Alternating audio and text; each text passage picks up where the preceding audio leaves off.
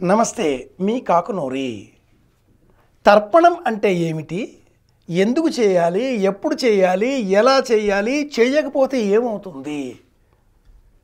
తండ్రి మరణించిన వారు మాత్రమే తర్పణం చేయడానికి అర్హులు. తల్లి మరణించినప్పుడు కూడా తర్పణం చేయవచ్చు, కానీ నువ్వులు వాడకూడదు, బియ్యం మాత్రమే వాడాలి. ఇక తర్పణం ఎలా చేయాలి?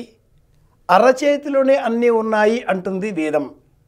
ఇందులో దేవతలకు సంబంధించిన పూజ చేసే సమయంలో సంకల్పం ఈ వేళ్ల చివరల ద్వారా విడిచిపెట్టాలి.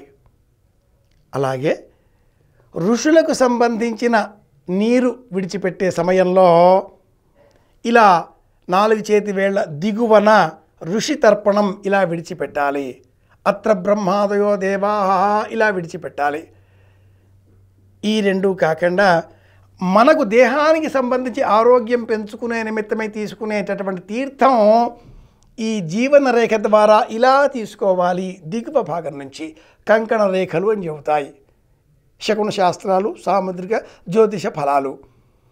పితృదేవతలకు సంబంధించి చేసేటటువంటి తర్పణం బొటనవేలి ద్వారా, చూపుడు వేలు ద్వారా మధ్య మార్గంలో వదిలిపెట్టాలి. అరచేతిలో ఈ మధ్య భాగానికి కుజుడు ఆధిపత్యం కలిగి ఉంటాడు. చూపుడు వేలు గురువు, బొటనవేలు శుక్రుడు. శుక్రుడు సాంసారికమైన వృద్ధికి, కుటుంబ వృద్ధికి, సంతానానికి ప్రతీక. గురువు జ్ఞానానికి ప్రతీక. ఈ రెండు కలిసి ఉండేదే జ్ఞానముద్ర. ఈ రెండింటి మధ్య ఉండేటటువంటి ఈ మధ్యస్థలం ద్వారా నీరు విడిచిపెడితే అది పితృతర్పణం అవుతుంది. బొటనవేలు ద్వారా కూడా విడిచిపెట్టవచ్చును. తర్పయామి తర్పయామి తర్పయామి అంటూ ఈ తర్పణం ప్రతిరోజు వదలాలి.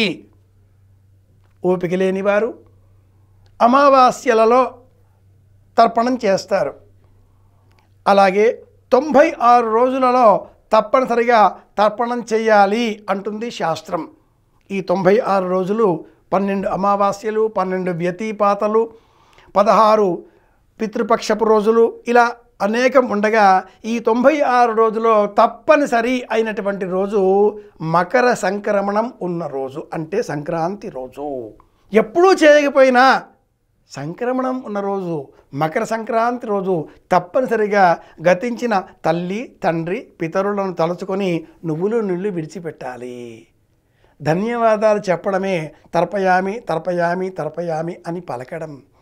వసురుద్ర ఆదిత్య రూపాణం అని చెప్పడం. శాస్త్రం ప్రకారం తర్పణం ఎలాగో తెలుసుకునే ప్రయత్నం చేద్దాం, ఆచరిద్దాం. అందరి క్షేమాన్ని కోరుదాం. మీ కాకునూరి సూర్యనారాయణమూర్తి. శుభమస్తు.